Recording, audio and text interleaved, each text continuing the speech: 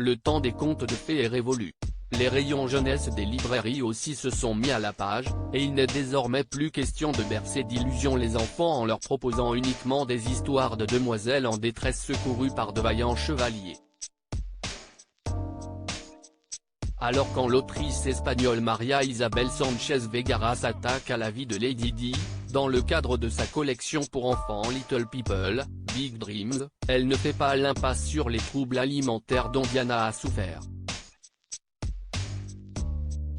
Le quotidien britannique The Independent a dévoilé plusieurs extraits du livre dont la sortie est prévue le 7 septembre prochain.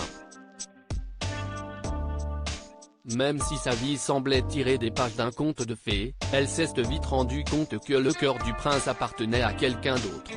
Avec le temps, cette tristesse s'est transformée en un trouble de l'alimentation appelé boulimie.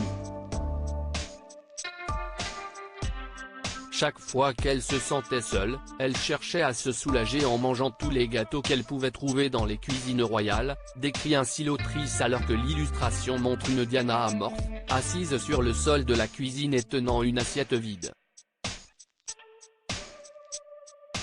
Lady Diana, retour sur ses looks les plus controversés. Lady Di, l'une des premières à parler ouvertement de boulimie. L'autrice reconnaît que la défunte princesse a été l'une des premières personnes célèbres à parler de sa lutte contre la boulimie, aidant ainsi d'autres personnes à y faire face. C'est lors de son interview avec Martin Bachir dans l'émission Panorama, en 1995, que la mère des princes William et Harry a frontalement abordé le sujet pour la toute première fois. J'ai souffert de boulimie pendant un certain nombre d'années. Et si est comme une maladie secrète. Vous vous l'infligez parce que votre estime de soi est au plus bas, et que vous ne vous croyez pas digne ou utile. Vous vous remplissez l'estomac 4 ou 5 fois par jour, certains le font plus, et cela vous donne un sentiment de confort, avait alors déclaré Lady Diana. Interrogé par The Daily Telegraph, un porte-parole de l'organisation caritative britannique BEAT, spécialisée dans les troubles de l'alimentation, a rappelé que le fait de lire sur ces troubles aide justement les jeunes à en détecter les signes plus rapidement.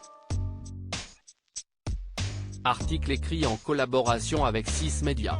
Crédit photo, agence.